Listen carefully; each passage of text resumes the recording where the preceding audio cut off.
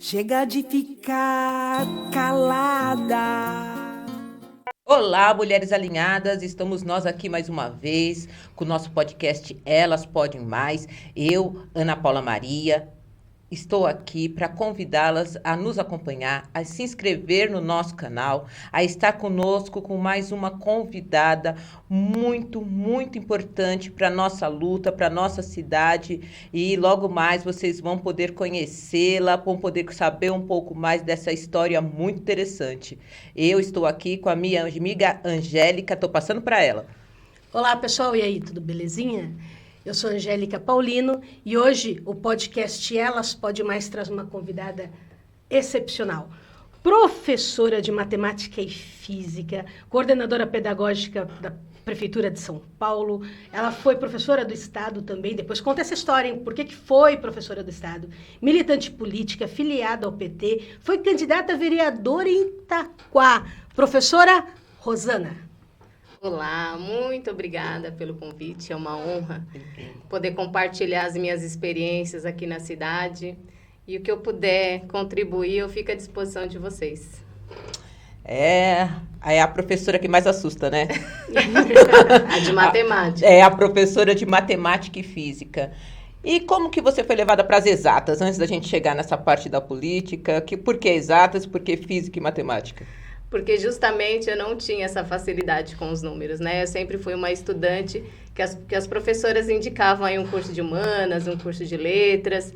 E aí eu falei, não, então eu vou para o curso que eu tenho mais dificuldade. Eu tinha consciência já de que eu seria professora, então eu me agarrei àquela disciplina que eu tinha mais dificuldade. Até porque a matemática, ela é uma ciência que ainda tem o estigma, né, da mulher, de que a mulher não consegue, de que a mulher não tem habilidade para exata.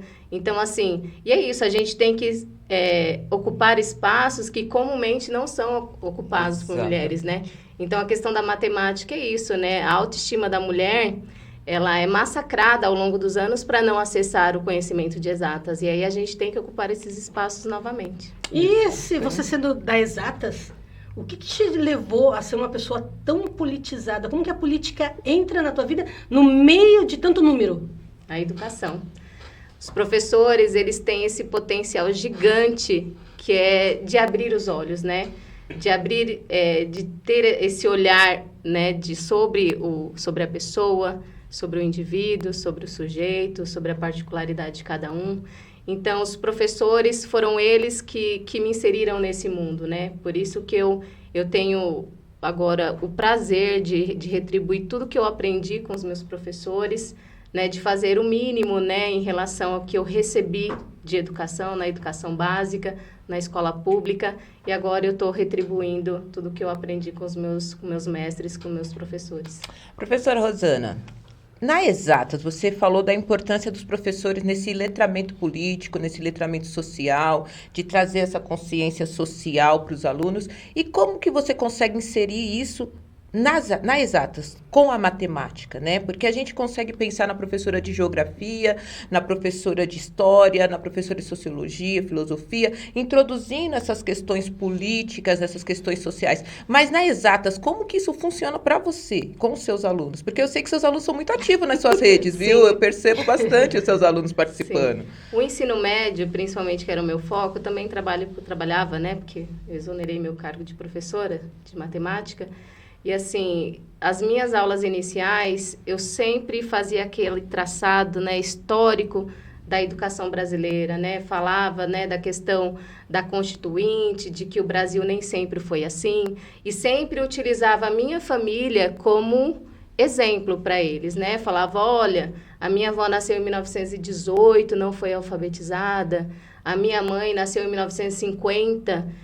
e recebeu apenas a escolarização até o ensino fundamental 1, né? E por conta de um convento de freiras que cedeu a bolsa. E depois, né, eu nasci daí em 1983, eu tenho 40 anos, a Constituinte de 88, né?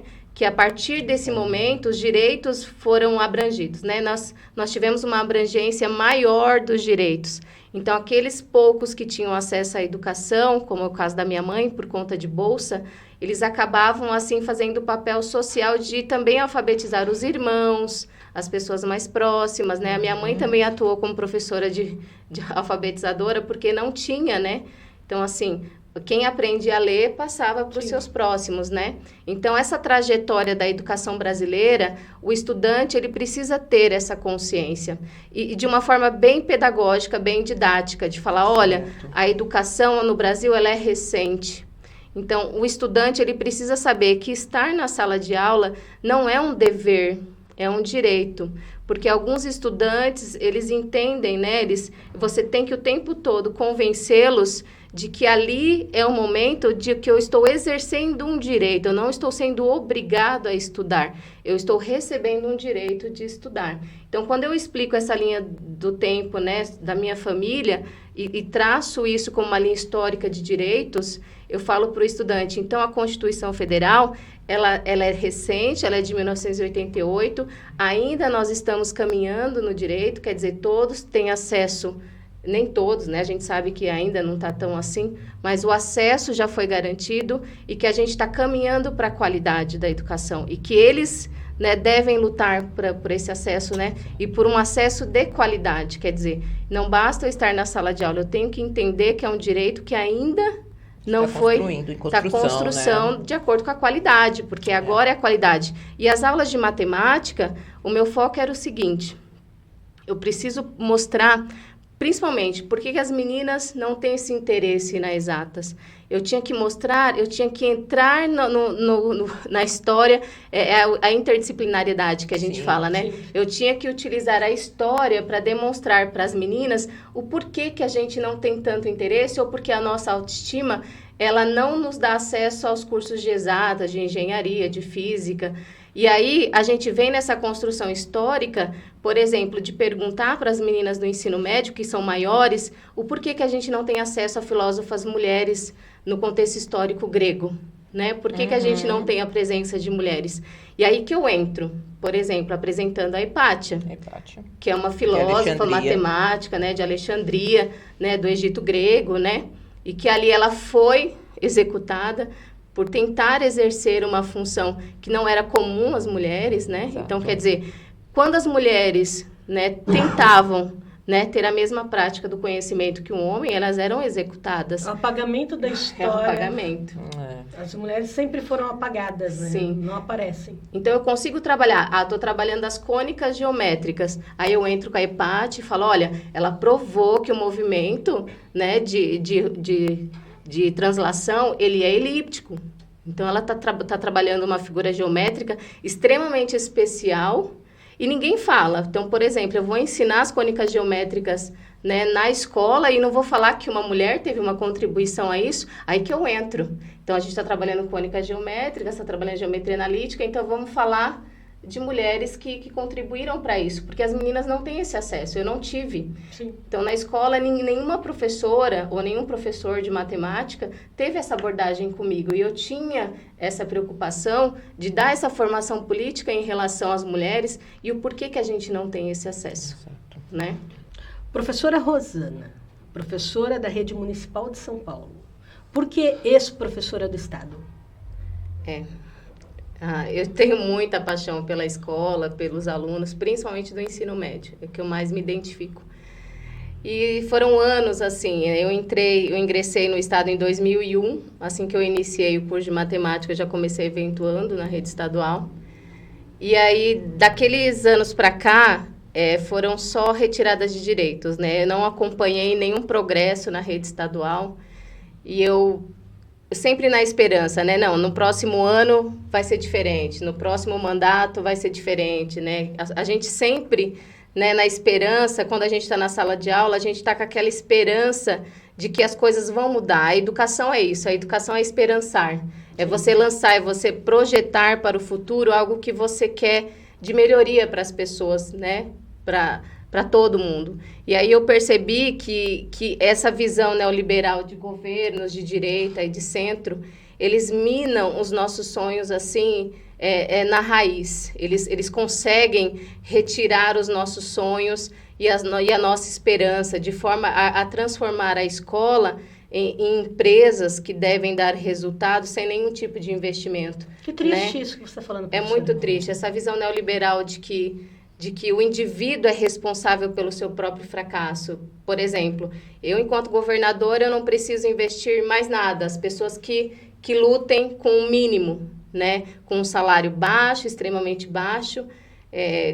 Eu tinha mais de 20 anos de magistério e eu não tinha ainda alcançado um salário digno, o suficiente para que eu pudesse manter as minhas O necessidades. plano de carreira ficou estagnado. Estagnado. Então, você tem que acumular cargos. Eu já acumulava cargos, né, com 40 horas, uma jornada de 40 horas, e mais as 25 horas da rede estadual. Então, 25 horas na rede estadual, 25 aulas com o estudante, mais a questão da elaboração, que é o HTPC, planejamento, vai para quase 30 horas, num salário que não se aproximava a R$2.000. Nossa, Então, aí você tem o imposto de renda que você paga, então você tem a questão dos trabalhos dos estudantes que você imprime em casa. Então, querendo ou não, eu cheguei à conclusão de que eu quero libertar os estudantes a partir do conhecimento, mas eu não estou me libertando, eu estou me condicionando e eu estou como se diz, eu estou colaborando para que o governo continue fazendo isso, porque eu estou deixando a minha mão de obra, né, o meu trabalho extremamente desvalorizado, sem condição psíquica nenhuma, porque a questão dos estudantes, a indisciplina, era mínima em relação à questão emocional que o governo lança sobre você. Mas a máxima do governo é que professor trabalha por amor. Professora, a senhora trabalha? Pois é. Pois é. E assim... E a gente percebe que a cada dia era uma lei nova de retirada de direito. Agora você não tem mais abonada. Agora você não tem mais falta aula. Por exemplo, se eu atrasasse 5 minutos, eu perderia o dia inteiro. Eu não poderia mais adentrar na sala de aula. Eu perderia o direito de trabalhar e teria que voltar para casa. Então, assim, e com esses salários de menos de R$2.000. Então, assim, sem as condições necessárias para que eu pudesse exercer a minha função ali com dignidade, né, que é dar acesso aos estudantes a um conhecimento de verdade. E a partir de um planejamento e de uma estrutura, de um plano de educação da própria secretaria. Ou seja, a Secretaria Estadual de Educação elaborava um plano que atendia aos desígnios que não eram da sociedade, e principalmente da sociedade local. Porque a gente sabe que a Constituição Federal, ela dá autonomia, né, para as escolas. A gestão é democrática. Então, quando tudo vem desde cima, né, já imposto, desde o ATPC, que é as reuniões coletivas, onde os professores não podem mais direcionar a temática já vem pronta, gravadas em vídeo para todo mundo, quer dizer que você não discute as problemáticas locais dos estudantes. Então, nós, professores, a gente não tinha esse momento para discutir as necessidades daquela escola, daquela comunidade local. Então, tudo vinha pronto.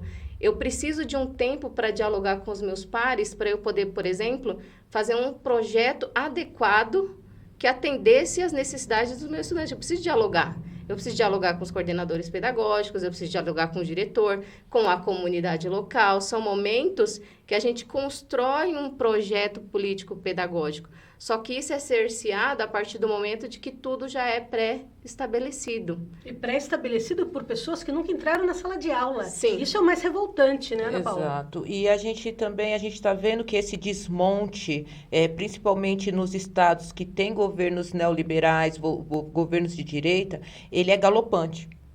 Né? A gente vê a discrepância entre o ensino no Nordeste, principalmente nos estados que foram governados pela esquerda ou pela, né, centro-esquerda. A gente vê a diferença entre os estados como São Paulo. Sim. Que hoje a gente vê o governador Tarcísio fazendo uma campanha para redução do investimento do PIB de educação do Estado de 30% para 25%. E uma das alegações dele é que o número de estudantes diminuíram. Sendo que nós ainda sequer alcançamos a excelência na educação aqui, né, com esse investimento. Nós teríamos que estar na mão de aumentar o investimento e a gente vê esse achatamento e agora colocado em lei. Né, Rosana? Você falou das questões dos governos liberais, né, do liberalismo dentro das escolas, dessa falsa autonomia que o estudante tem, principalmente agora com esse novo ensino médio, que também foi implantado por um governo de direita, né, que não dá autonomia nenhuma ao aluno, muito pelo contrário, abre-se os fossos, né, de desigualdade entre quem estuda na escola particular e quem estuda na escola pública. E você, como educadora, qual é a perspectiva que você tem da educação, principalmente para São Paulo? Essa educação que você vê de dentro, que você vê as entranhas dessa educação, que outras perspectivas que você tem? Como eu te disse, a rede estadual, ela vem no engessamento, assim que você pensa, não, vai chegar num ponto de esgotamento que não vai ter como mais arrochar os professores e os estudantes. Aí você vê, não, sempre tem uma condição maior de arrochar ainda mais.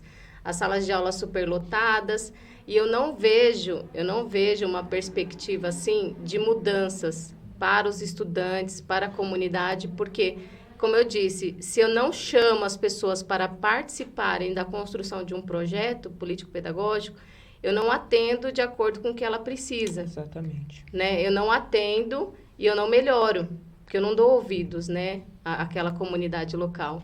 Então, o que a gente precisa fazer é garantir o que está previsto em lei, a participação de todos nas decisões dentro da escola, porque ainda a Constituição Federal é quem manda. A rede estadual, ela não pode se sobrepor. Então, eu tenho que garantir com que essas famílias e esses estudantes que não estão sendo preparados, porque, assim, para o filho do rico, eu tenho um conteúdo, eu tenho um conhecimento ali que vai ser trabalhado de acesso ao ensino superior, por exemplo. E para o filho de classe baixa, eu ensino a fazer brigadeiros, eu ensino outra coisa. É o acesso à mão de obra, né? A ser mão de obra, né? Isso. Você fomentar a ser mão de obra. Nessa linha ainda, que a gente está falando, as escolas que têm essa participação da comunidade, do corpo docente e do poder do Estado ali, eles fazem elas são escolas que funcionam mais. Sim. A gente sabe que os modelos de escola que são padrão, elas têm essa participação da comunidade, ela tem essa participação do corpo docente e ela interliga o cuidado da comunidade à escola. Sim. Né? Você tem uma diminuição da violência, você tem uma diminuição das questões de indisciplina entre os alunos e tem, entre outras coisas. Sim. Você acha que isso é pensado para que nossos jovens não queiram, sejam desestimulados ao acesso à educação? Sim, eu acredito. E, assim, a gente tem movimentos estudantis recentes, né? Que foram as ocupações das escolas. Sim. E ali a gente percebeu que o trabalho dos educadores, mesmo com toda a dificuldade, conseguiu mobilizar a questão da participação e daquele equipamento ser do jovem. Então, ele foi lá, ocupou, ele entendeu que ele pertence àquela comunidade, que aquela escola é da população local, que o governador não tinha o direito de fazer os remanejamentos que queria fazer sem perguntar para ninguém, porque a ideia do governo da época era: vou remanejar os estudantes, vou transformar prédios de ensino fundamental, prédios de ensino médio, prédios de fundamental 1, sem perguntar para a comunidade. Aí o que os estudantes fizeram? Ocuparam. E aí a legislação, obviamente, né, não tinha como o governador se sobrepor à Constituição Federal, que prevê que a gestão é democrática, e eu preciso perguntar para as pessoas se elas querem isso, e os estudantes provaram que não queriam, né? Então, quer dizer, se eu controlo o movimento estudantil, se eu controlo o Grêmio estudantil, isso não ocorre mais. Então, o que a gente vê nas unidades é isso: a diretoria de ensino, as escolas, acompanhando de perto o Grêmio estudantil. Isso existe não pode... Ainda o Grêmio estudantil. Existe, mas existe um Grêmio estudantil que é monitorado o tempo todo pela diretoria de ensino. É como se o sindicato, vamos supor, sindicato dos professores, fosse controlado pelo governo. Sim, pelo então, sindicato quer dizer, patronal. Tipo assim, eu não tenho a minha liberdade de expressão garantida quando alguém está me controlando. Porque o movimento estudantil, ele precisa dessa autonomia e dessa liberdade para que sejam alcançadas as lutas, né? Os direitos sejam alcançados. Eu estou lutando, eu quero um direito. Então, eu não posso ser controlado. Eu preciso ser orientado de que eu preciso da minha autonomia do pensar. né, de Eu tenho na organização. minha cabeça o Grêmio Estudantil da época que eu era aluna. Por isso que eu te Sim. fiz essa pergunta. Existe ainda? Porque a gente não vê movimento nenhum Sim. de Grêmio Estudantil. Deixa eu Pois completar, não, Angélica. pois não. E essa questão do Grêmio também, essa falta de autonomia que é dada aos alunos e a falta também, a gente fala autonomia, mas também tem que ter uma orientação política, um letramento político. E quando você coloca os professores numa situação de doutrinadores, ele também passa a ser cerceado a orientação política desses grêmios estudantis. Sim. Né? Então, eu cerceio nas duas pontas.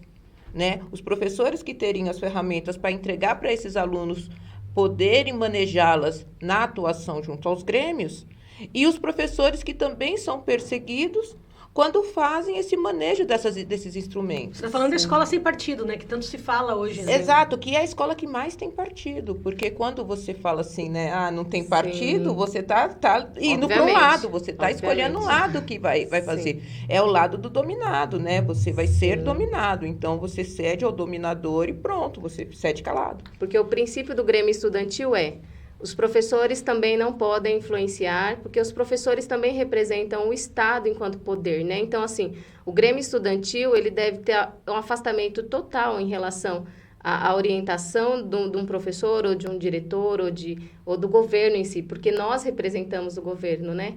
Então, assim, o Grêmio Estudantil, ele tem o nascedouro da necessidade enquanto aluno, do olhar, do prisma do aluno. É o aluno, é a voz do estudante. Então, o professor não tem que ficar interferindo, o diretor também não, e a diretoria de ensino também não. Assim, qual é o letramento que eu dou para que o estudante exerça a sua cidadania? É a garantia da lei. Quando eu ensino a questão do Estatuto da Criança e do Adolescente, quando eu ensino a Constituição Federal, eu estou dando letramento político sem viés ideológico. Exato. E é isso, a nossa função enquanto professor é essa, é ensinar a legislação do jeito que ela é, progressista do jeito que ela é, porque a nossa Constituição Federal ela é progressista, e falar, estudante, é assim que funciona um Grêmio Estudantil, essa é a estrutura do Grêmio Estudantil, a legislação é essa, o ECA diz isso, isso e isso, a Constituição Federal diz isso, isso e isso. Então, assim, é ensinar a cidadania sem o viés ideológico, porque quando as pessoas falam assim, é porque a escola é doutrinadora. Não, o que a gente está fazendo é ensinar o que está escrito na legislação e o que está escrito nos livros que a gente lê para entrar no concurso de professor. Nos editais a gente lê Paulo Freire, né? A pedagogia da autonomia. Então, assim, a gente tem toda uma documentação que legitima a nossa ação. Sim. Então, tem um edital que foi aprovado e foi publicado em diário oficial para que eu exerça a minha função. Então, assim, tudo que a gente faz na sala de aula, a gente já tem meio que traçado, a gente não está fugindo. Mas quem prega Paulo Freire é um esquerdopata, é uma pessoa comunista. Não. O meu concurso pediu que eu lesse o Paulo Freire. Não, o mundo todo pede que se leia para o Paulo Freire, né? O mundo inteiro pede. Na verdade, quando a gente vê essa perseguição ao conhecimento freiriano, a gente vê a perseguição à autonomia humana. Porque é a base do conhecimento de Freire, é você entregar essa autonomia para que as pessoas, no mundo em que ela vive, inserida no contexto que elas vivem, ganhem conhecimento. Consiga acessar o conhecimento. E aí, o acesso ao conhecimento sempre vai ser um grande problema para os governos. Né? Sim. Nós estamos aqui hoje recebendo com muito prazer a professora Rosana. Professora Rosana, hoje se fala muito do sistema do novo ensino médio. Para quem não sabe, só para informar quem está nos assistindo, é um modelo de aprendizagem por áreas do conhecimento que permite ao jovem que opte por uma formação técnica e profissionalizante. Por que existe muitas pessoas, e professores inclusive, que são contra esse novo sistema, esse novo ensino médio, professora? Primeiro, é que não foi algo pensado e discutido com a sociedade civil. Que é o que você estava falando anteriormente. Sim, é a participação. Foi algo imposto. Sim, porque assim, até houve alguns canais assim, mas que não teve tempo suficiente de uma discussão. Então, a educação brasileira, ela precisa ser discutida antes de que ocorra qualquer plano. Então, você precisa discutir no coletivo. Então, assim, as marcas dos governos progressistas estão sempre pautadas no diálogo, né, de chamar a comunidade civil para um debate antes de implantar uma política pública. O que está acontecendo com o novo ensino médio é assim, o professor, para dar aula, por exemplo, de uma determinada disciplina, ele só precisa ter notório saber. Sim. Então, quer dizer, qualquer um serve, nessas palavras, né? Qualquer um serve porque não precisa mais da licenciatura em matemática, da licenciatura em biologia, da licenciatura em geografia. São 3 disciplinas: projeto de vida, mundo do trabalho e cultura digital. Onde que entra aqui a química, onde entra a língua portuguesa, matemática, física? Pois é, essa interdisciplinaridade, essa questão de você elaborar um plano de trabalho que não fuja dos conteúdos das disciplinas e, ao mesmo tempo, atenda um caminho que o estudante acha que quer traçar. Porque, assim, quando a gente é muito jovem, a gente acha que a gente tem uma habilidade, por exemplo, eu só quero ir para a área de biomédicas, então, por exemplo, eu não vou estudar filosofia, não me interessa. Né? Quando você é muito jovem, você ainda está numa construção ali de conhecimento, você precisa de todas as disciplinas para que você possa fazer suas escolhas futuramente. E mesmo porque, como que você escolheria algo que você não teve conhecimento, que você não teve acesso?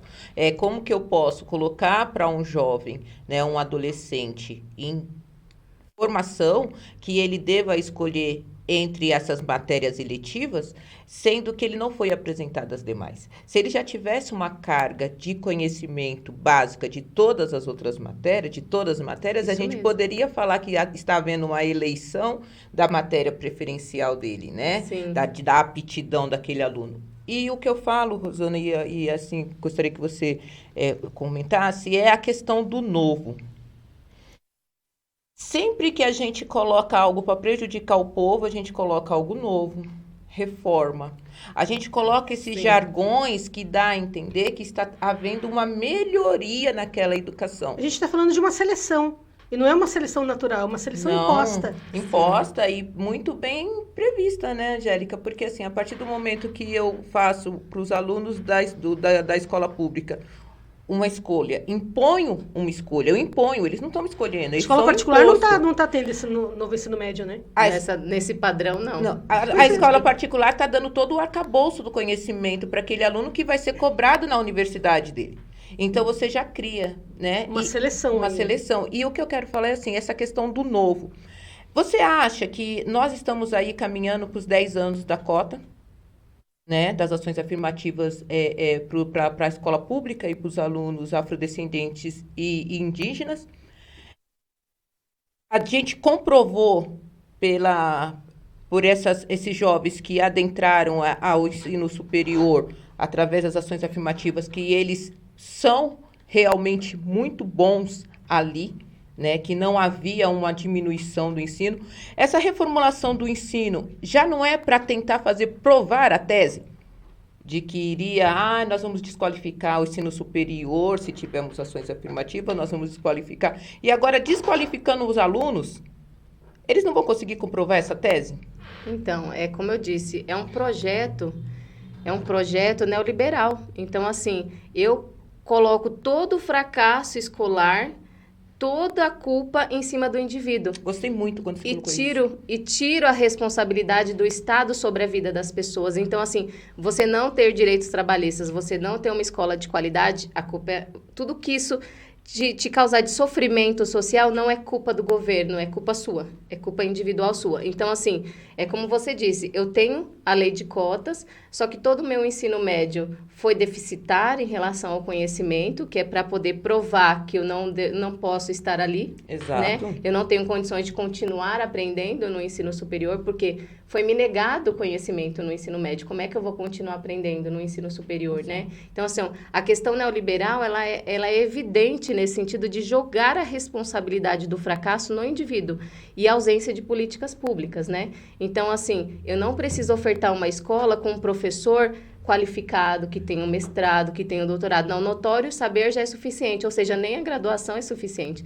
Um notório saber, se ele sabe fazer um brigadeiro ali bem feito, ele pode ensinar para os estudantes, porque é para o filho do pobre. Exato. E a gente sabe que pobre, a maioria é a população preta. Então, assim, você está continuando, né, a exclusão e as desigualdades. E a lei de cota, as pessoas precisam entender que a reparação por cotas ainda o percentual não é suficiente. Exatamente.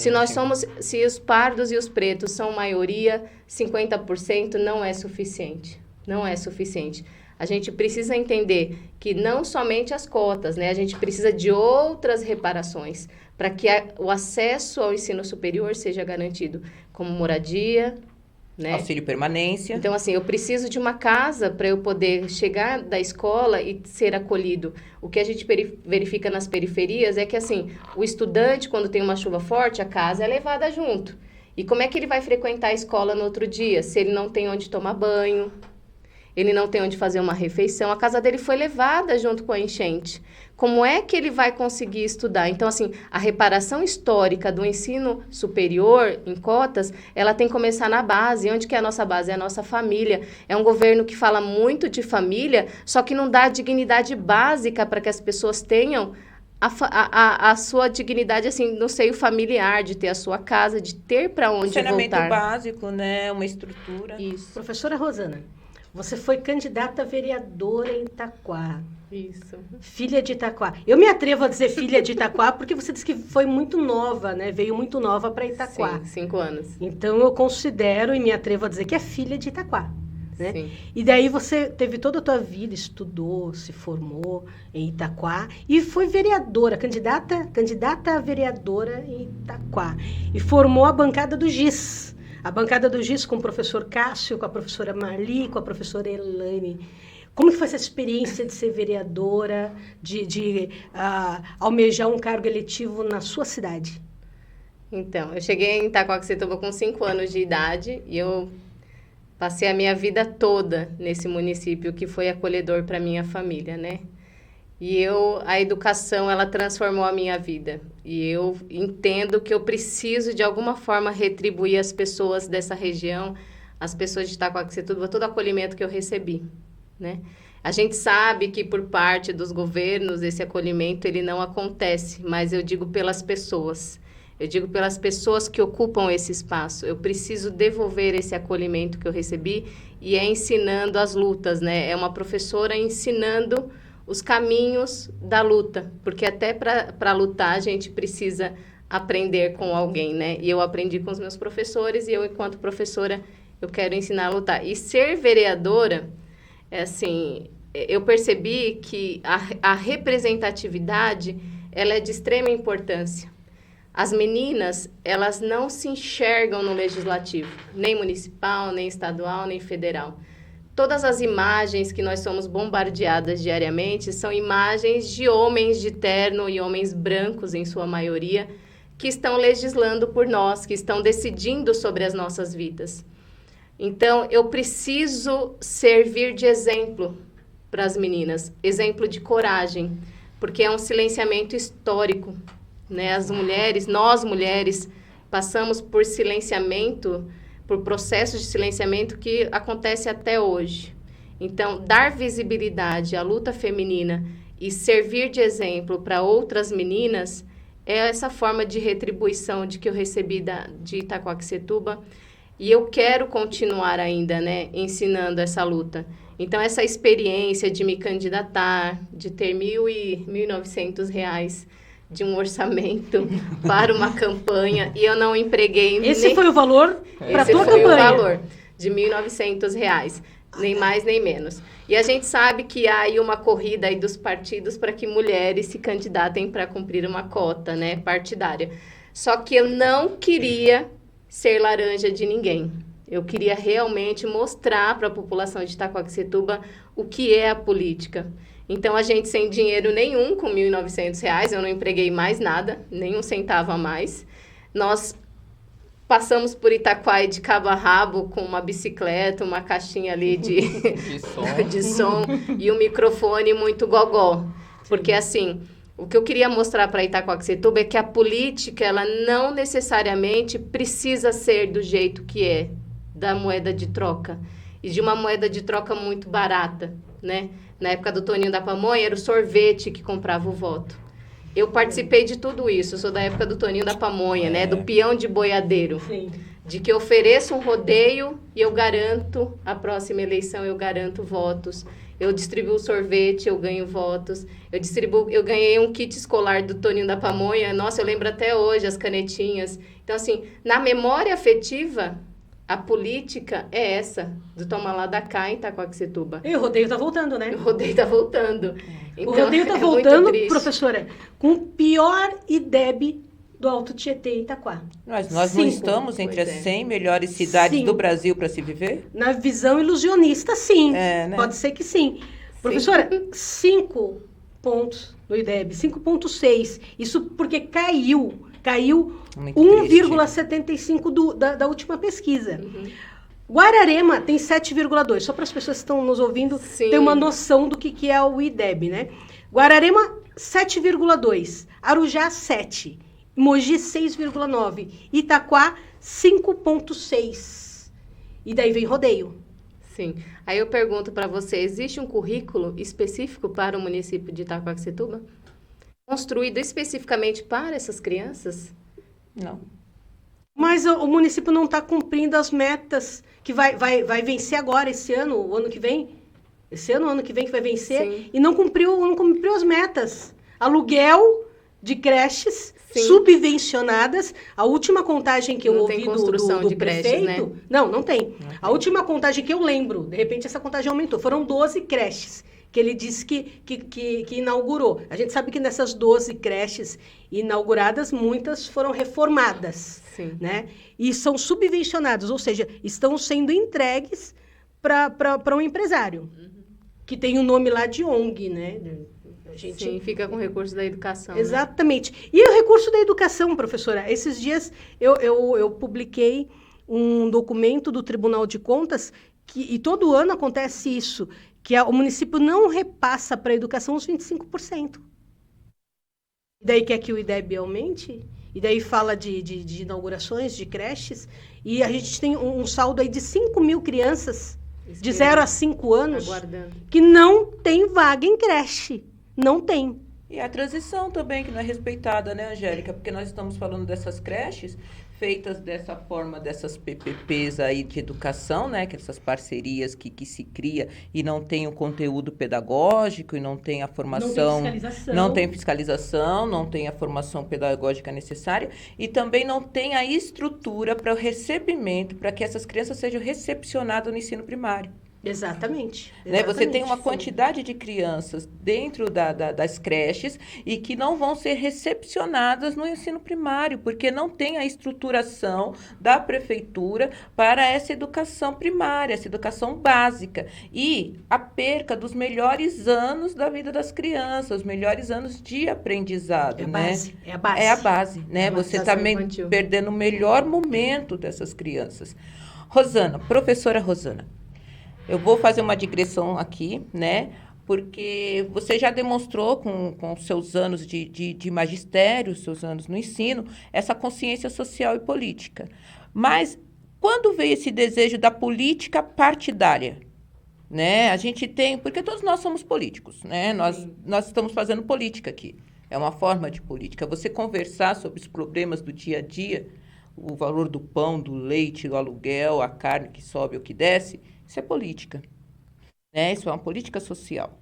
Agora, a política partidária, ela é outro mundo, né? É alçar um outro voo.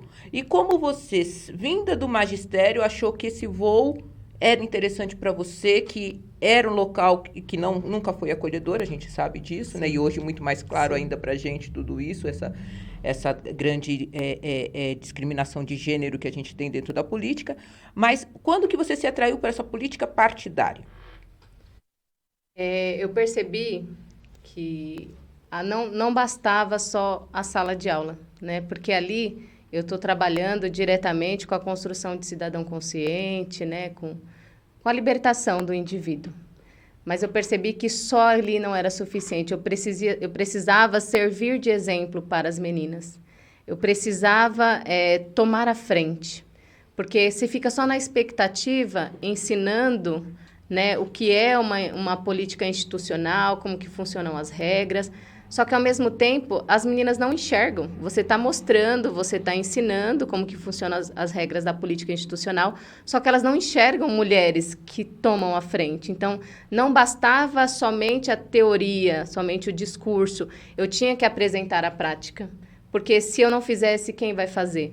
Então, assim, é tipo isso. Se eu não tomar a frente na política, como que eu vou mostrar que é possível se eu estou me recusando a participar? E não é fácil, porque a gente com acúmulo de cargos, né? São muitas horas de trabalho, tem a jornada, né, do cuidado de dentro de casa, o serviço doméstico que não remunerado, tem todos esses empecilhos, mas eu preciso provar para as meninas que isso é possível.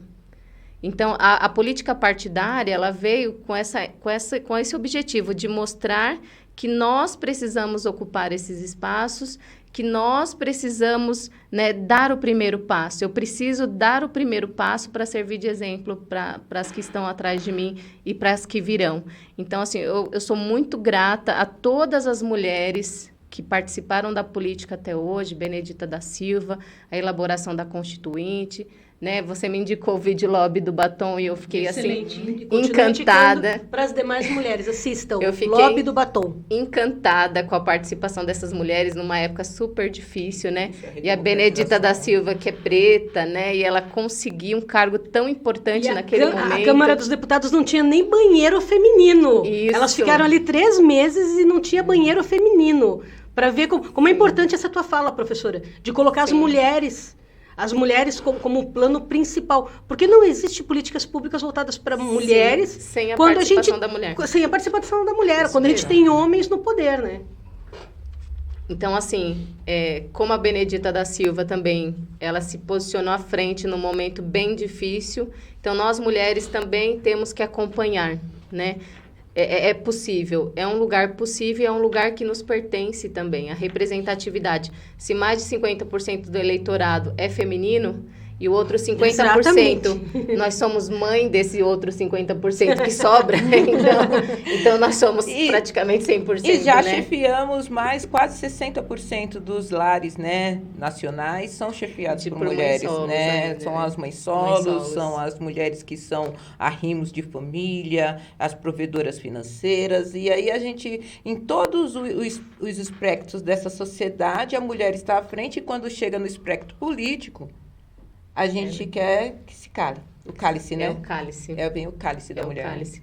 E esse exemplo, ele é importante, ele é necessário, né? A candidatura e se filiar a um partido político, também somos a maioria de filiação de partidos políticos, a gente só não acessa os cargos institucionais.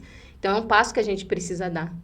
Então, todas nós, a gente precisa tomar essa consciência de que é um passo que precisa ser dado. Eu preciso dar esse passo, você precisa dar esse passo, porque as meninas que estão nascendo, elas precisam se enxergar na representatividade, elas precisam olhar para a Câmara de Vereadores e falar, lá, agora sim, tem metade de mulheres.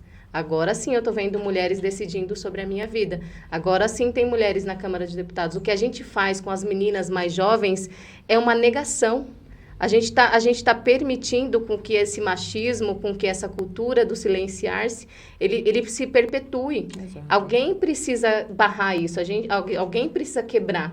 Então, se a gente já tem essa consciência de que é necessário, a gente precisa fazer. Agora, mulheres que levantem a bandeira, né? Por mulheres. Porque a gente não sempre... laranjas. A gente tem, em vários casos, em várias situações, mulheres que são machistas. Sim. Né? Então, a gente precisa eleger mulheres que levantem, de fato, a bandeira e que falem em nosso nome, que nos representem, né, professora? Porque não é justo a gente administrar um lar, a gente Exato. ter toda essa condição, a gente ter uma formação melhor, a gente administrar um lar e a gente ouvir da boca de uma mulher de que ela é representante de uma família tradicionalmente machista, né, que causou todos esses prejuízos para a gente até hoje, e falar assim de que está lutando por nós, mantendo os padrões de uma família tradicional. Qual é o padrão de uma família tradicional? A mulher que não fala, a mulher que não tem decisão, a mulher que não toma iniciativa em nada. Essa é a família tradicional que algumas mulheres querem impor. por meio seja de dogmas religiosos, de falar assim, não, a religião diz que a gente não pode estudar muito. Não sou eu, né? A religião Não sou diz, eu, né? a religião diz que não pode estudar muito. A gente vê alguns discursos, algumas falas assim de religiosos que fala que a gente tem que ser submissa, o homem que não pode estudar muito, que foi o que levou à morte da Hipátia, Sim. né? A religião naquele momento, né, de você ver 400 anos praticamente depois de Cristo, uma filósofa ser executada a pedradas porque ela estudou. Então, não mudou muita coisa, porque eu não posso estudar, eu tenho a minha posição de subalternidade, de submissão, e o homem tem a posição do estudo, do mandar, né, da política, da religião, e eu só obedeço. Né? E essa lógica, ela vem construída, não é de hoje. Não. São anos, né? São anos e que a gente precisa desconstruir, só vai desconstruir a partir da educação. Professora, a senhora como boa esquerdista, te mandaram para Cuba. Eu ia fazer essa pergunta também. Te mandaram para Cuba. E você foi. Você foi pra Cuba. E você foi para Cuba. E eu Nos conta, por favor, essa história, essa experiência em Cuba. Como que foi? Só que me mandaram e não deram a passagem. Eu vou reclamar, porque era para ter dado a passagem. Foi caro, né? Mas assim, não foi fácil, né? Mas é uma experiência, assim, que eu acho que todo mundo precisava passar. Principalmente quem se diz de esquerda. E os de direita também. Porque os de direita, eles precisam vivenciar para poder falar, né? O de esquerda também, né? Exatamente. Então, é um país, assim, extremamente acolhedor. As pessoas não sofrem, assim, desse jeito de que é imposto, né? Eu acho que o nosso sofrimento causado pelo neoliberalismo, pelo capitalismo, ele é muito mais latente do que o sofrimento deles pela privação causada pelos embargos econômicos. Então, em Cuba, a escassez, ela vem de uma privação imposta pelo mundo, né? O mundo não quer negociar com Cuba. Então, eu não consigo dar acesso ao consumo às pessoas. Então, assim, as pessoas não consomem porque ninguém negocia com eles. Então, não é uma ditadura do governo. As pessoas precisam entender que é uma ditadura do mundo. É o mundo que está brigando com Cuba, né? São todos os países, porque o mundo é capitalista. Então, é o mundo brigando com uma ilha, né? Então, assim, o que eu percebo é que Cuba, ela se preocupa muito em dar o bem-estar social. E as pessoas, elas não entendem que consumismo é uma coisa e bem-estar social é outra. Eu ter acesso, por exemplo, a comprar um relógio, comprar uma blusa, não significa que eu estou atendida socialmente, porque eu posso ir num posto de saúde, por exemplo, e não ter um médico. Exato. Eu posso ir para a escola e não ter um professor lá para lecionar para mim. Então, assim, é isso que as pessoas não entendem. O que adianta eu poder comprar um relógio e ir num posto de saúde e não ser atendido e morrer Ou sair na rua e perder o relógio. Sim. Eu fui num show de salsa à noite. E aí, algumas moças, assim, sentaram, né, junto com a gente na mesa. E a gente falou que era do Brasil. E elas, né, eu quero muito, assim. A gente perguntou sobre como é viver em Cuba. E elas falaram assim, eu queria tomar mais de uma cerveja e não posso. Né, reclamando, o ruim é que eu quero tomar cerveja mais de uma e não tem. Não, é que não tem para vender mesmo. O governo, ele fornece alimentação mensal, né? Você tem um cartãozinho que você vai lá e você adquire esses produtos que garantem um mês. Então, é sabonete, é detergente, é coisas do consumo ali que o governo... Então, quando acabar, você tem dificuldade de comprar, porque você não acha, mas o governo garante para você o básico. O básico, mas você acha, para comprar mais, você tem dificuldade. Então, assim, aí eu falei para elas, olha, lá no Brasil, se você tem dinheiro, porque você precisa ter dinheiro para comprar. Quando você tem dinheiro para comprar, você consegue comprar mais de uma cerveja, isso é verdade. Sim. Só que aqui no Brasil, uma criança é executada com uniforme escolar por um policial militar. Então, a coisa que aqui não tem em Cuba, eu falei assim, nós estamos andando aqui em Cuba de madrugada e não tem risco nenhum de assalto. A gente andou assim com o celular na mão, a gente não se sentiu ameaçado em nenhum momento em Cuba, em nenhum momento. Não existe essa violência que tem aqui no Brasil, e com os nossos, e com criança pequena. É um país de tanta demagogia que fala, porque a criança, porque a família, de quem? De quem? A criança de quem que está sendo protegida? Porque uma criança da favela do Rio de Janeiro preta, ela pode ser executada com tiro de fuzil, que ninguém fica indignado.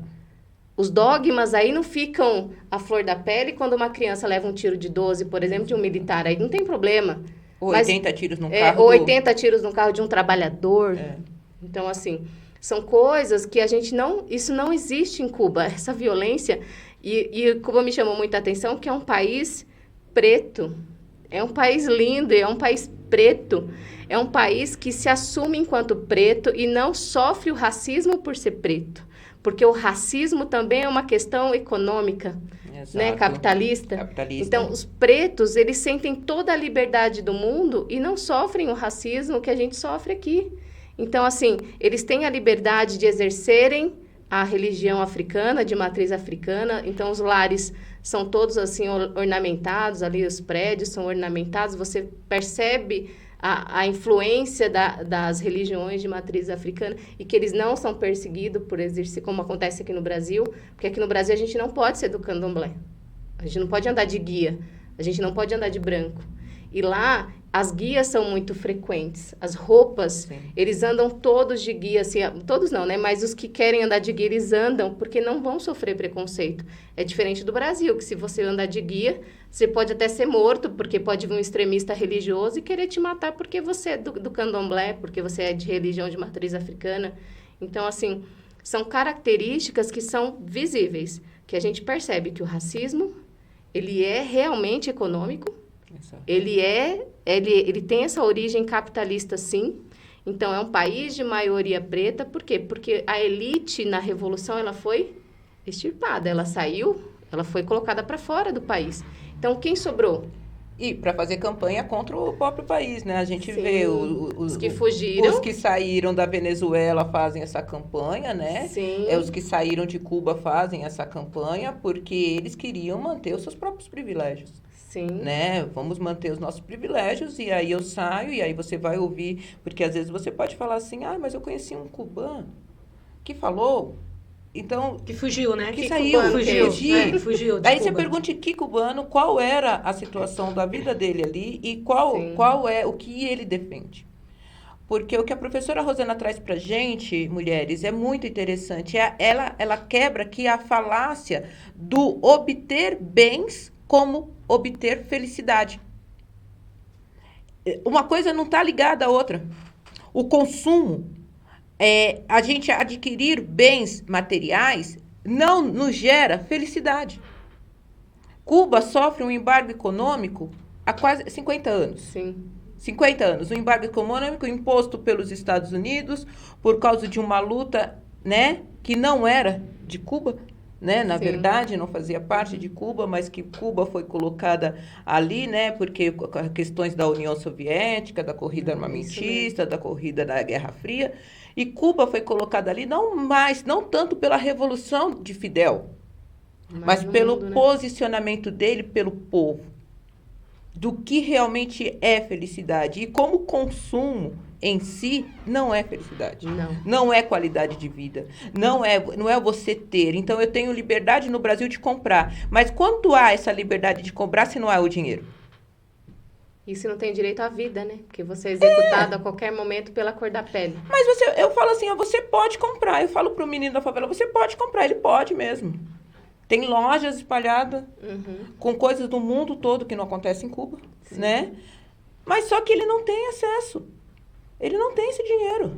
Então, ele não pode também. E não tem acesso à saúde de qualidade. Ele não tem acesso à educação. A nada. Ele não tem acesso nem ao conhecimento. Então, é muito fácil nós falarmos numa cultura estranha, né? A nossa. Sim. De maneira pejorativa e falar, eu vi tanto tempo, né, como nós ouvimos até esses últimos 6 anos, a gente aí vai para Cuba, e Cuba você é esquerdopata, e você é isso, e você é aquilo. A gente ouvi tanto isso e não pararmos para pensar o que significam essas coisas. Significa que é uma luta contra o capital que nos escraviza, que nos explora, que explora a mulher, que explora a criança, que explora o preto, a mulher preta. E essa cultura de exploração, ela só pode ser combatida através da luta política também. Sim. Né? Através da luta política. Então, é conhecer. Eu falo assim que vocês devem desejar, né, mulheres? Por isso do podcast, por isso nosso convite, por isso trazermos pessoas aqui como a professora Rosana, para trazer essa visão, para que a gente abranja o nosso conhecimento e fale, opa, esse mundo aqui que eu enxergo é muito pequeno, ele é muito maior que isso. Isso aqui que eu penso é muito pouco, é muito maior que isso. Então, venha participar conosco, acesse os nossos canais, venha para conhecer o nosso coletivo no YouTube, no Facebook e no Instagram. A sua participação é muito importante. A sua participação é crucial para que a gente comece a mudar realmente esse estado de coisas. A mudar realmente essa situação que nos é imposta e muitas vezes a gente não tem argumentos para criticar, né? Porque como a Angélica falou, mandando tantos esquerdopatas para Cuba, ela foi a Cuba, conheceu Cuba e voltou mais de esquerda. Mais encantada. Encantada, né? Porque o povo cubano é lindo, a cultura é linda, eles dançam o tempo todo. Eles são felizes, assim, eles são felizes e sem dinheiro, assim, sem o acesso ao consumo que a gente tem, né? Sim. Então, eles são felizes, eles têm a liberdade de expressarem, né, a religião que eles quiserem, que é o contrário daqui, né? Porque dá a impressão que a perseguição religiosa, ela acontece em Cuba, não acontece aqui no Brasil.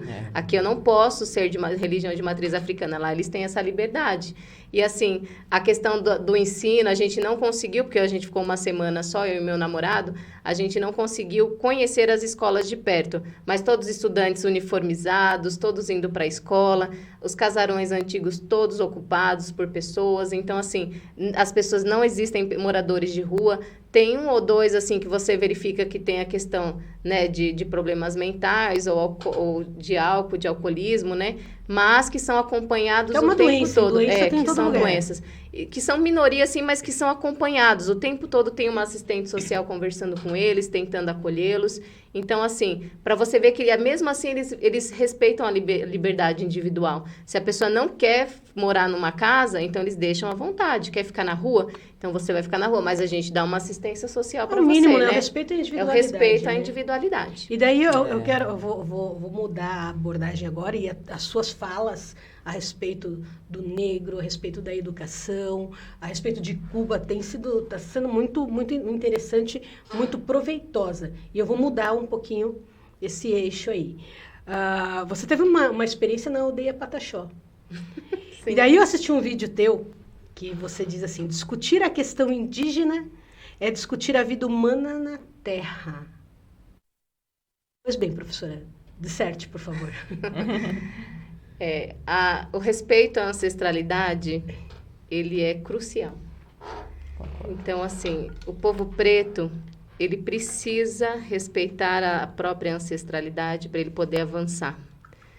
E eu também, enquanto descendente dos povos indígenas, a minha bisavó indígena, provavelmente da região da Paraíba, por que a gente não sabe o nome do aldeamento? Por que a gente não sabe qual etnia? Porque isso nos foi negado, né? Sim. E os parentes, né, miscigenados, eles deixam bem claro que a minha bisavó, ela foi uma selvagem que foi pegada a laço na tribo e que meu bisavô casou com ela, então ela nem nome tem direito, né?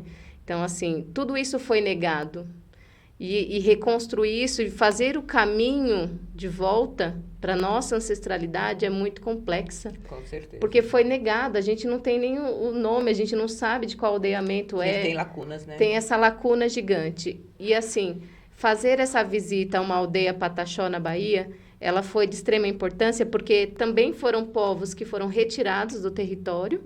Então, aquele aldeamento, ele ressurgiu, porque, assim, você sabe que a população indígena ela foi retirada à força do território. E aí, esses descendentes, essas pessoas queriam resgatar a cultura e voltar para o território. Então, foram lutas de mulheres que estavam ali, mulheres que queriam voltar para o território ali da Coroa Vermelha. Elas tinham que provar para antropólogos de que a cultura de que elas estavam falando se remetia realmente a um povo que vivia naquele território. Então, foi um grupo de mulheres que lutaram para retornar naquele território. E aí ocuparam novamente aquele território, resgataram uma cultura que é oralizada, porque a cultura indígena ela é oralizada, né? Sim. Então, elas retomaram todo aquele processo de cultura, e aí, para manter aquela ancestralidade, aquela cultura, eles precisavam, né, ocupar aquele espaço novamente por meio de pressão, porque é o tempo todo você sofrendo ameaça, né, de morte, é de morte mesmo. Eles estão naquele território e as pessoas querem usar para empreendimentos imobiliários. Então, assim, é entregar a própria vida na luta, né? E aí elas conseguiram, né, o direito a ter aquele território e hoje elas não extraem nada da floresta, nada, madeira, nada, e nem dos animais. Então, assim, ali eles ganham dinheiro somente com a venda de artesanato e mostrando a cultura indígena, porque, assim, é o respeito máximo à mãe natureza. Então, nem os animais eles utilizam ali no dia a dia a caça, não. É tudo preservado mesmo. E quando a gente fala da questão de manter a vida humana na Terra, é porque, assim, os povos nativos, eles têm essa cultura de tudo que eles vivem, eles se relacionam com a natureza. Todo o comportamento humano deles está relacionado com a natureza. Então, você pode ver na literatura indígena, quando eles colocam isso num papel, quando eles escrevem, sempre eles remetem aos princípios, os valores, tudo está relacionado à natureza, tudo. Então, assim, eles entendem que se eles não seguirem o ensinamento da natureza, do meio ambiente, do ambiente que a gente vive, que já é perfeito para a nossa estadia aqui nesse mundo, eles entendem que a gente não vai sobreviver. Isso é muito claro.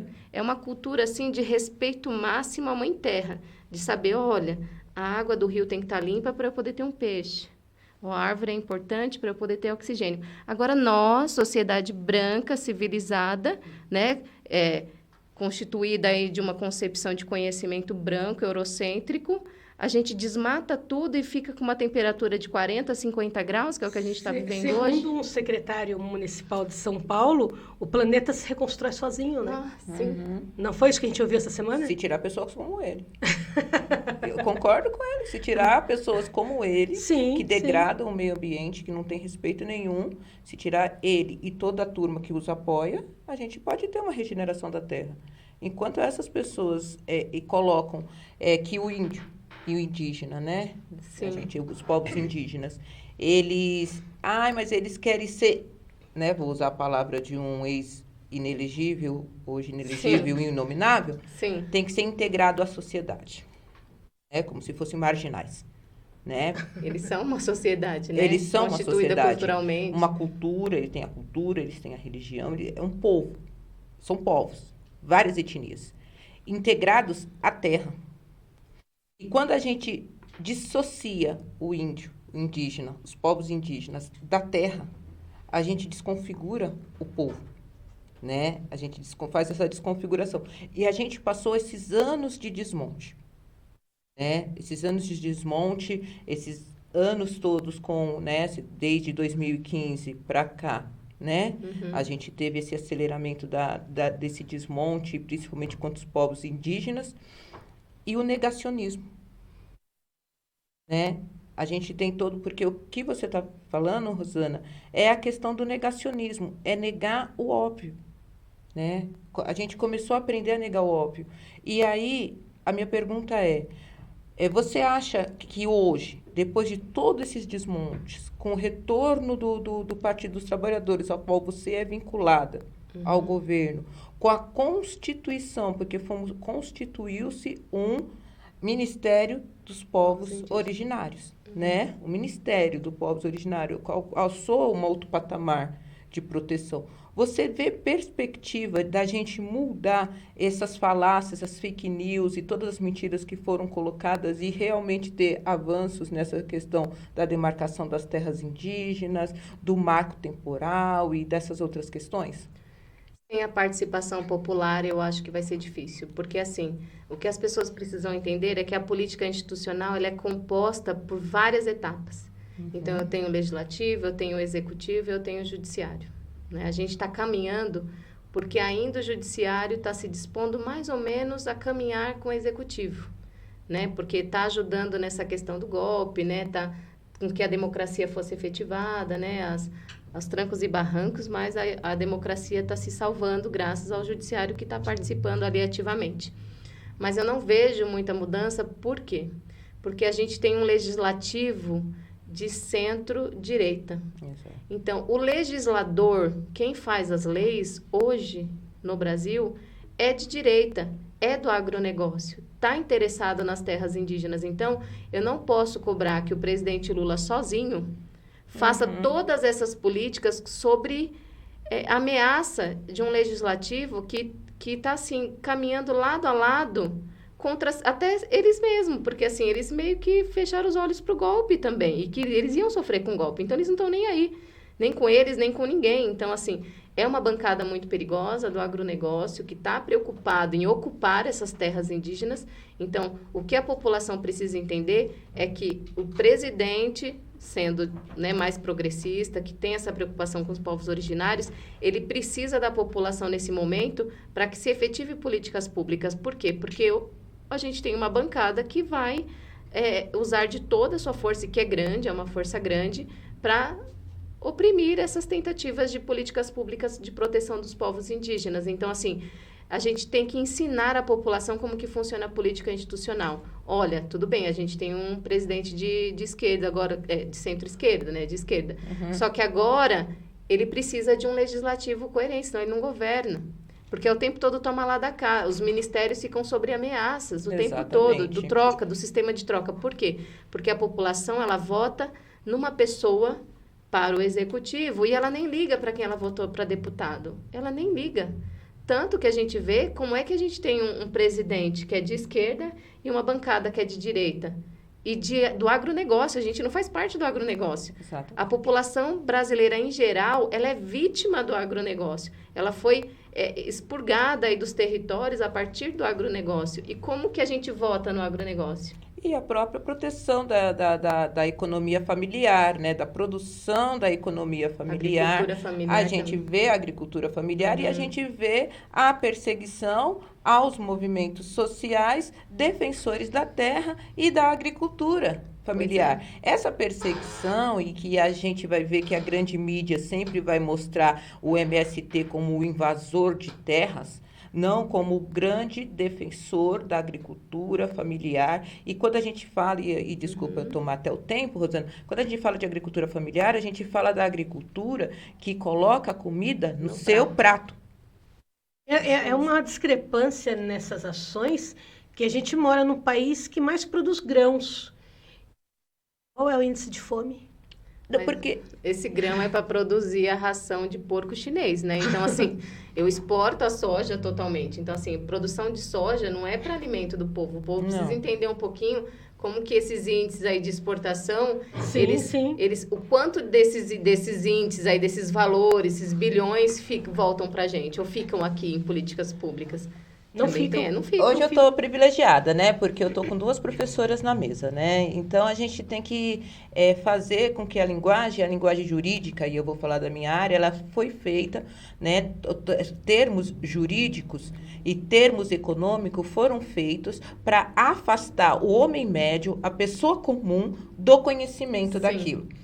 Quando nós falamos em grãos, em agronegócio, em grande produção do agro, o agro que é pop, o agro que é tech, né? Quando a gente fala sobre isso, nós estamos falando de commodities. E o que são commodities, né? Commodities são os números de exportação daqueles grãos para produção de ração primárias em outros países. Não é produção de alimento que vá para sua mesa.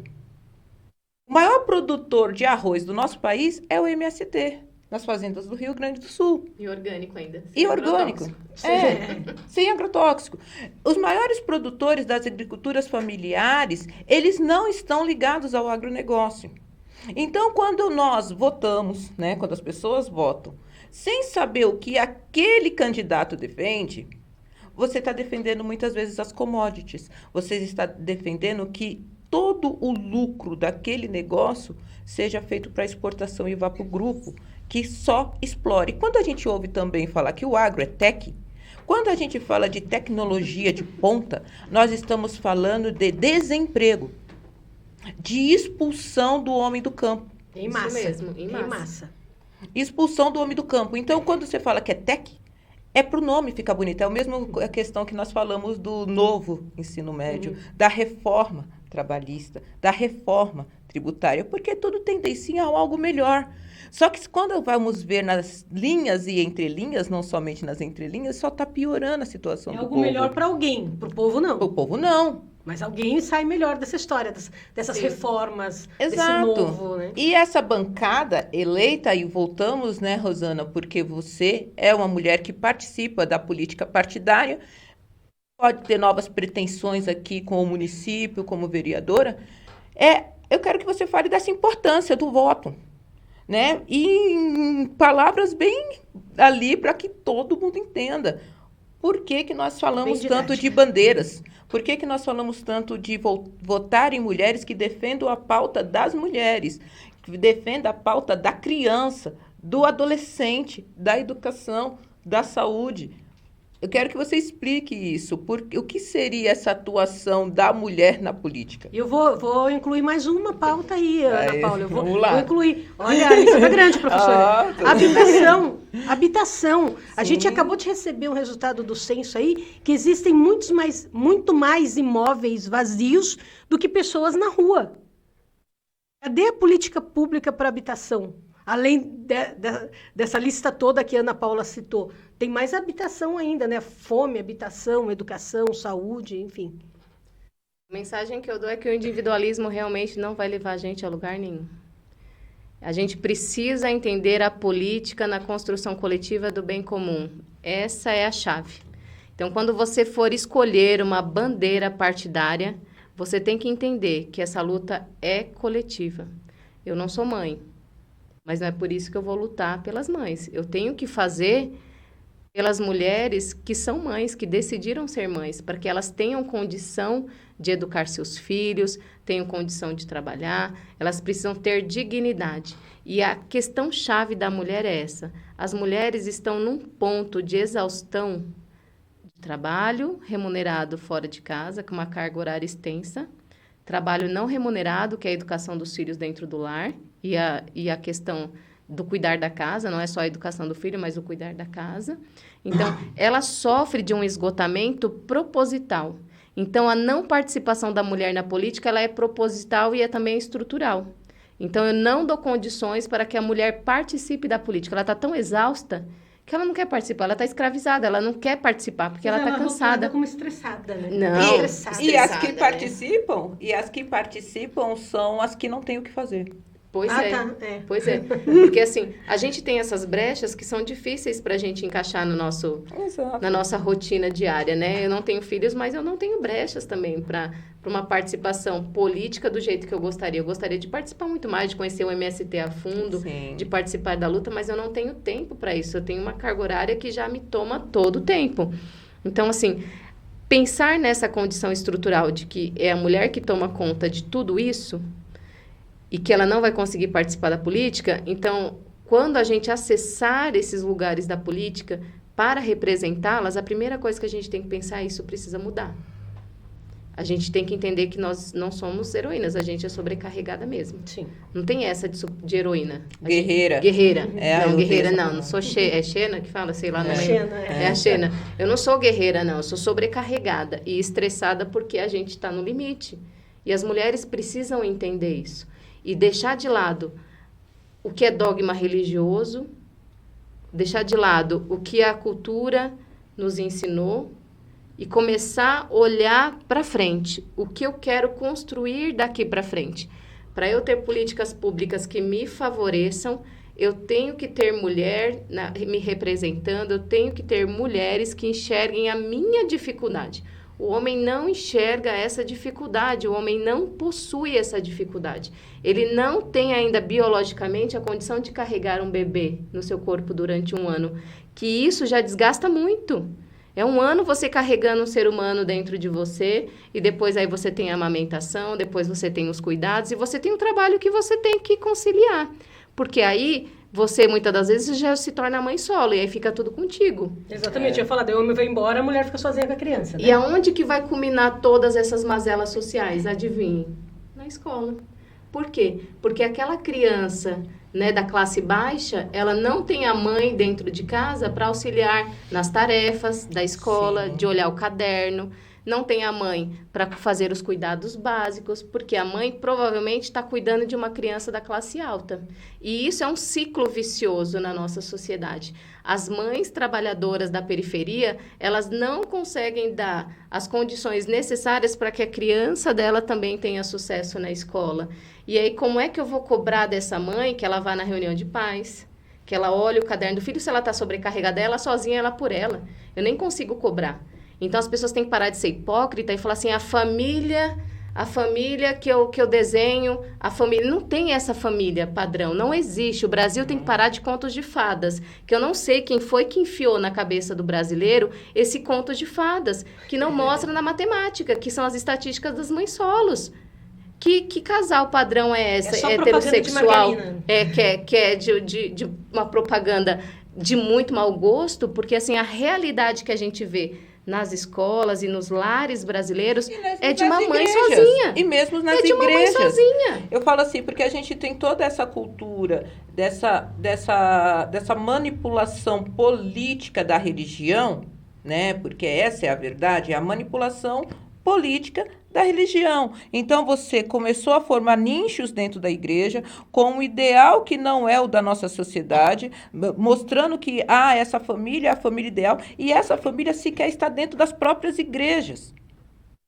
Né? Aquela família perfeitinha, pai e mãe, que mostra o comercial de margarina, ela não existe no nosso país. Ela não existe. E se existe, são em poucos lares. E eles mostram isso como sendo a regra geral, que tem que ser o pensamento dominante, mas não pelo cuidado dessas famílias, por interesse de poder. E dentro da igreja, a mulher não se vê como mulher. Eu estava numa reunião essa semana, a gente estava discutindo a Lei Paulo Gustavo, e daí a lei fala das cotas. Indígena, preto, mulher, GLBTQIAPN+. Uhum. E daí uma mulher levantou e falou assim, e para as evangélicas não tem cota? Ela não se vê como mulher. Em qual ela se encaixa ali, que ela não se enquadrou, né? Pois é, ela queria uma cota para evangélica, mas evangélica não é mulher? Evangélica não pode ser uma preta? Não se vê. E daí a gente ficou pensando... É uma segregação que não existe, né? Na verdade, é uma segregação que não existe, né?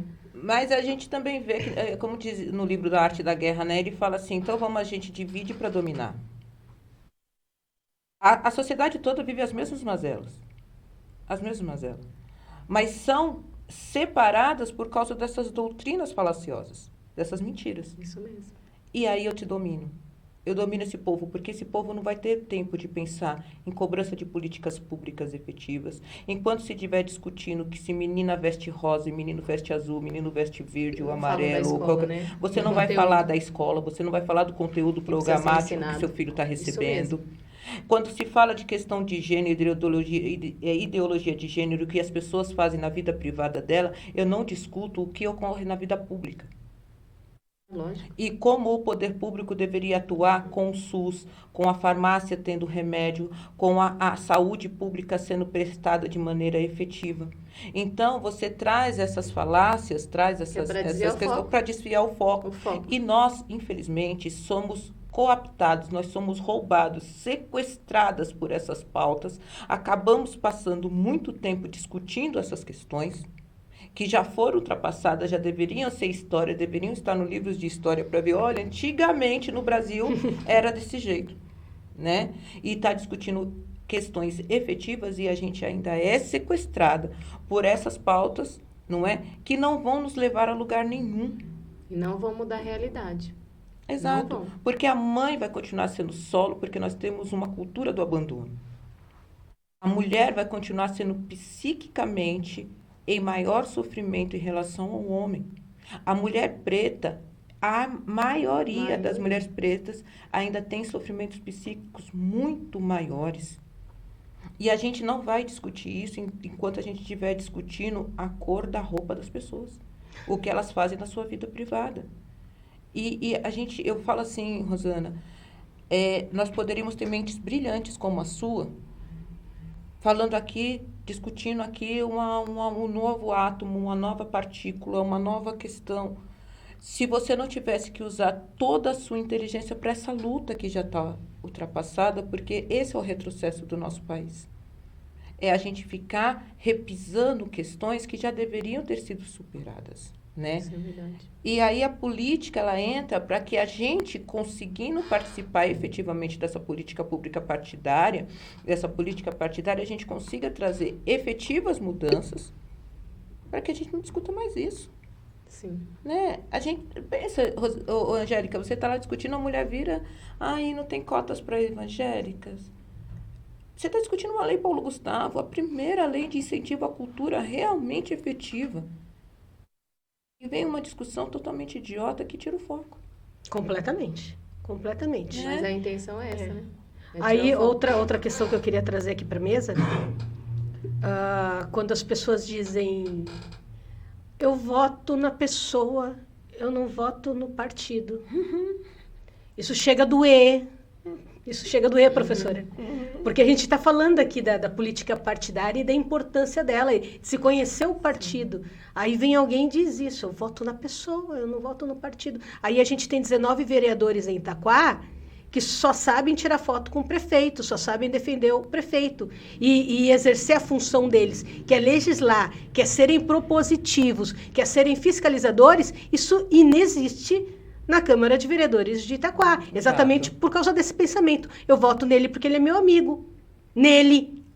Eu tô falando de homens, porque ele né? me deu, né, alguma coisa, ou porque quando minha tia estava doente, arrumou a vaga no hospital, porque eu estava na fila de não sei da onde, e ele conseguiu furar a fila não sei da onde, ao invés de ser propositivo e colocar políticas públicas que façam uma demanda, né, o atendimento da demanda de saúde, o atendimento da demanda por moradia, o atendimento para a demanda por remédios. Não, ele não é propositivo. Ele usa a miséria da população para se manter no cargo.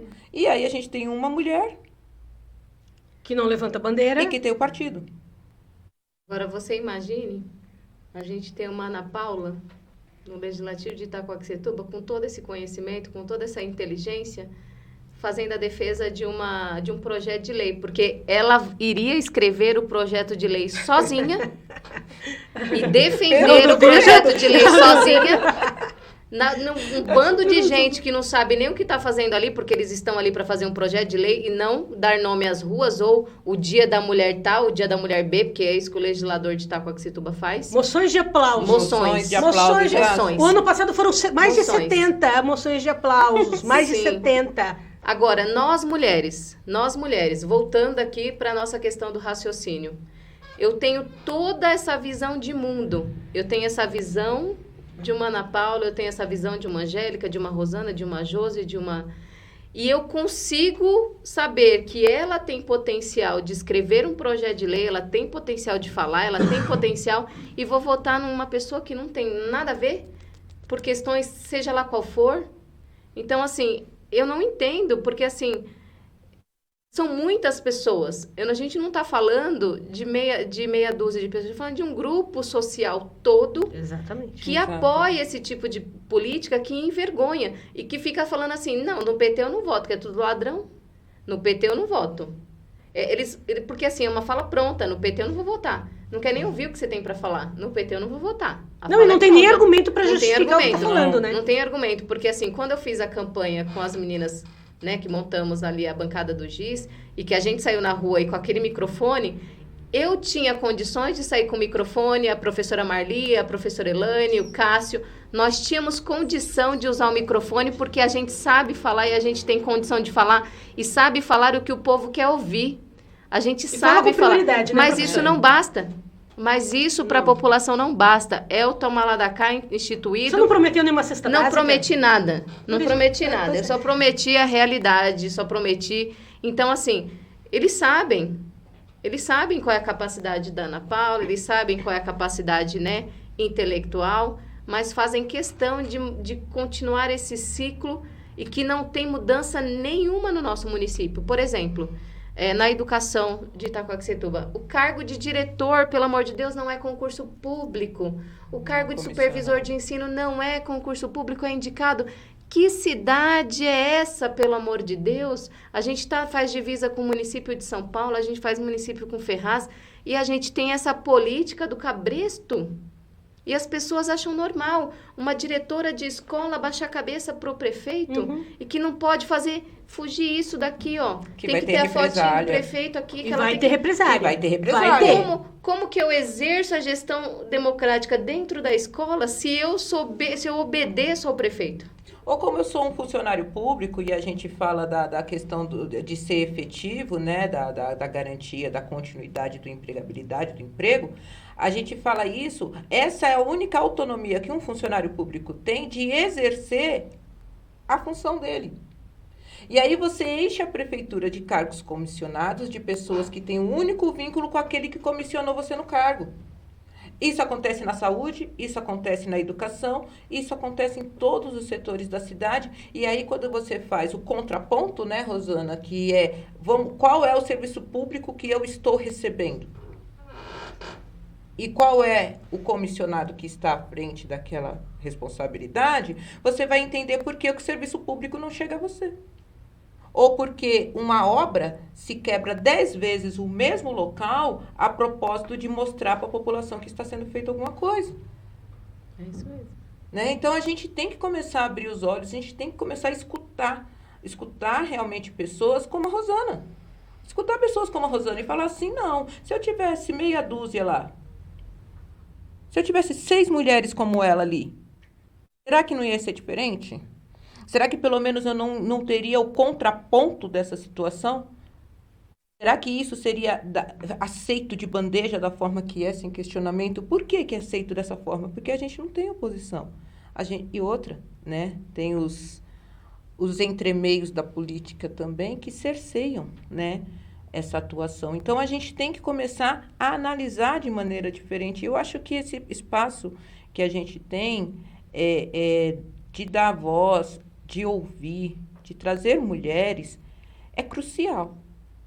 É trabalho de formiga, né, Angélica? E inglório, né? E formiguinha das menores. O trabalho inglório, não é da formiga lá, da Mas rainha, não, né? Eu vou dar um exemplo, se me permite, desse autoritarismo do gestor. Só esse ano foi empenhado milhões. Só esse ano, estou falando de 2023, foi empenhado milhões, não vou falar aqui o valor porque eu não lembro agora, porque eu olho sempre ali no site do Tribunal de Contas. Tirados do Fundeb, O que é Fundeb, Angélica? Para o pessoal saber de onde que ele está tirando. Sim, o dinheiro da educação. A educação que, segundo o IDEB, está 5,6. É o pior do Alto Tietê. Então, só esse ano foi empenhado milhões do Fundeb para pagar o plano de demissão voluntária. As pessoas pedirem a conta. A pessoa pedir a conta. Para ficar desempregado. Só que ele está estimulando isso. Então, pressiona tanto um funcionário público concursado, pressiona tanto dentro da prefeitura que a pessoa não aguenta e pede demissão. Aí entra nesse plano de demissão voluntária. E depois coloca um precarizado no lugar. Claro. Sem direitos. Claro, que daí ele tem no cabresto, né? Ele manda. Sim, ele que manda. obedece. Que essa é a intenção da gestão com essa reforma administrativa que eles estão fazendo com o aval do sindicato, infelizmente. A gente só não teve a compra, né, a negociação de vacinas da Covid superfaturada por causa de um funcionário público efetivo. Exato. Então, assim, aí você percebe que essa reforma administrativa e a falácia contra o funcionário público é justamente para garantir que a corrupção ande tranquilamente, sem ninguém para atrapalhar. Falam tão mal do funcionário público que querem acabar com ele, né? Sim. Por que querem acabar? Será que ele é tão ruim assim? É a mesma coisa a questão das privatizações. Eu deixo a educação de mal a pior para falar, olha, não está surtindo efeito, vamos privatizar.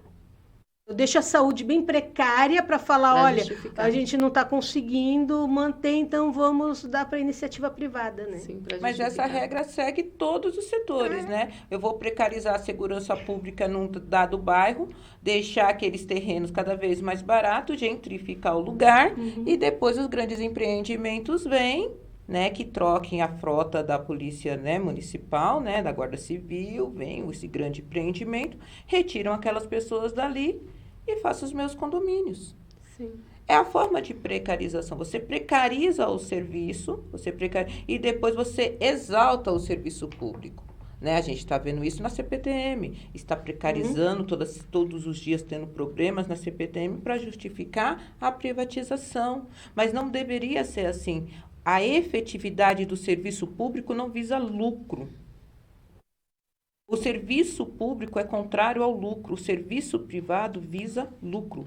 É por isso que a gente tem aí os aumentos dos pedágios nas concessionárias de pedágio, né? Porque eles querem o lucro. Então, quando a gente privatiza a educação, eles vão visar o lucro, não a educação. Sim, uma merendeira que deveria ganhar R$ 2.500, ela ganha 900, Sim, que é para por poder hora. pagar a empresa que a contratou, que é a terceirizada. Então, assim, para a população entender o que significa terceirização.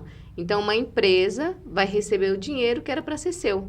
Então, se você fosse funcionária direta da prefeitura, enquanto merendeira, por exemplo, seu salário seria integral, totalmente seu. Quando eu coloco uma empresa para intermediar isso, o meu salário vai para a empresa. É isso que as pessoas não entendem. A terceirização é ruim por causa disso. Se você é um funcionário público concursado, o salário todo vai para você. Quando terceiriza, você tem que pegar boa parte do salário e entregar para a empresa que não vai trabalhar. Quem vai trabalhar é você. E a administração direta que a gente fala, né? Essa gestão direta da administração pública nos serviços públicos, elas impedem ralos, porque ela tem algo chamado transparência legal.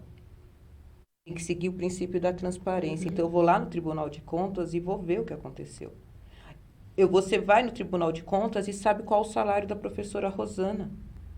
Você sabe quanto ela ganha por mês, porque está no painel, no portal da transparência dos governos. Quando a gente Quem foi que inventou o portal da transparência? Foram os governos de esquerda. Ah, tá. Não, só para saber, para informar Foram os governos de quem está nos esquerda. assistindo. Quem foi que inventou isso? A eficiência, a transparência, ela está lá publicizada. E quando você tira essa publicidade e coloca para as empresas privadas, elas não sofrem esse mesmo controle, porque elas visam lucro. Então, eu precarizo o serviço, vou prestar um serviço ainda mais precarizado. E, gente, eu sempre falo isso. Para conquistar é batalha. Para reconquistar é uma guerra. Uma guerra, é bem mais difícil. É muito mais difícil. Cada vez que nós perdemos setores para a iniciativa privada, precarizando o serviço público, quando teve concurso de merendeira? Eu acho que nunca mais. Nunca mais. Mais de 20 anos sem concurso. Né? Então, a gente tem que começar a analisar melhor como votar. Por que votar e por que a gente fala isso? Não é porque a gente não tem nada o que fazer, né, Rosana? Não, a gente tem muito o que fazer. Né? A gente está aqui não é porque a gente é desocupada, não é nada disso. A gente tem muito o que fazer. Mas é porque isso é o principal. A gente está lutando pelo principal. Angélica? Eu fiz a pergunta, né, quem foi que inventou o site da transparência? Quem é chamado de ladrão, né? Quem inventou o site da transparência. Só esconde as coisas quem rouba, não é verdade? E quem é que colocou sigilo de 100 anos nas situações, né? Um inelegível que teve o voto de inegibilidade por um preto e um outro por uma mulher. Que foi para encerrar. É bem simbólico encerrou isso, com chave né? de ouro. Primeiro voto... Foi de um homem preto. Exatamente. E o último é uma mulher. Fechou com chave de ouro, né? Professora Rosana, um prazer enorme te receber aqui. E eu sempre gosto muito de te ouvir porque você se emociona quando você começa a falar. Todas as vezes que eu ouvi você falar, seja em situações grandes ou não, só numa reunião entre amigos, você se emociona muito. E isso mostra uma sensibilidade pelas questões sociais. E não é todo mundo que é sensível a esse ponto, quando a gente se fala na questão do povo, na questão social, de política social. Então, foi um prazer muito grande te receber aqui hoje, você ter disponibilizado um tempo esse tempo teu que é corrido com a tua carga horária, e você conseguiu um tempo para vir aqui conversar com as mulheres do podcast Elas Pode Mais. As considerações finais é com você, professora. Eu gostaria muito de agradecer a oportunidade e a idealização de um projeto que é, assim, extremamente potente. O Pode Mais, ele é extremamente potente e necessário nesse momento de silenciamento. A gente ainda passa por momentos de silenciamento e a nossa voz precisa ecoar. E essa abertura que vocês dão para que mulheres falem, para que a voz de mulheres ecoem, é extremamente necessário. E a representatividade, ela tem que se fazer, né? É urgente. A representatividade da mulher na política, ela é urgente. Então, você que é mulher, que é jovem, que é aposentada, que já é de meia idade, não interessa a sua idade, né? O que interessa é a luta, é fazer parte dessa luta, é construir junto um mundo que a gente quer deixar para as que virão. Então, assim, vamos todas juntas ecoar a nossa voz, com as nossas individualidades, com as nossas subjetividades. Nós não somos iguais mesmo, nós somos mulheres, é o ponto que nos une, mas cada uma com a sua dificuldade, né? A mulher preta tem uma dificuldade, a mulher idosa tem uma dificuldade, a mulher adolescente tem uma dificuldade, a professora, a motorista de ônibus. Cada uma tem a sua dificuldade, a sua particularidade, mas o que nos une é o fato de ser mulher. A gente precisa respeitar toda essa diversidade e acolher todas nesse ponto de convergência, que é o fato de sermos mulheres, né? Não dá para continuar nos oprimindo. A gente está num ponto que a gente está se oprimindo e sem perceber. E a gente precisa entender que a luta é nossa e se a gente realmente conseguir entender esse ponto de convergência, a gente vai ocupar todos esses espaços que nos pertencem também. A gente não quer se comportar feito homem, a gente não quer ser igual aos homens. Isso é uma falácia assim, que a gente precisa desconstruir imediatamente. A gente não quer se comportar feito homem. A gente quer se comportar feito mulher, ocupando esses espaços, porque ser mulher é ser diferente do homem. A gente tem que explicar que existe, sim, essa diferença. Por isso que as políticas públicas, elas não podem ser igualitárias, elas têm que respeitar a equidade. A palavra é equidade. Por quê? Porque o homem ainda ele não tem condição de gestar uma vida, né, no seu próprio corpo. Então, não dá para tratar homem igual a mulher. A gente não quer ser igual aos homens. A gente não tem esse objetivo. A gente quer ter um tratamento de acordo com as nossas especificidades de condição humana.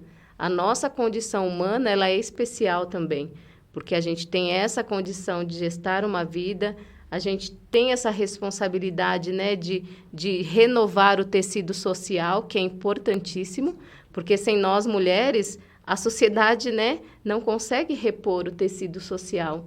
Então, a gente precisa apoiar umas às outras para a gente garantir que esse tecido social seja constituído de uma forma digna e justa para todos, homens, mulheres, pretos, brancos, indígenas, todos, sem exceção.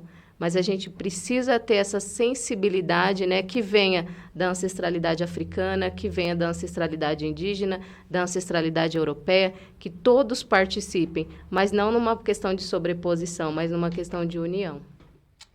Então, pessoal, mulherada, chegamos mais uma vez ao fim de um programa excelente com a professora Rosana, que nos privilegiou com a presença dela. Nós pedimos para que vocês nos sigam, compartilhem, faça parte do nosso coletivo Mulheres Alinhadas, porque sermos alinhadas não significa que pensamos umas iguais às outras, significa que nós alinhamos aquilo que é importante, que nós alinhamos os nossos pensamentos, e sem você isso aqui não faz sentido. Então, muito obrigada e até o próximo. Entoando a empatia, cantando forte pra banir a tirania.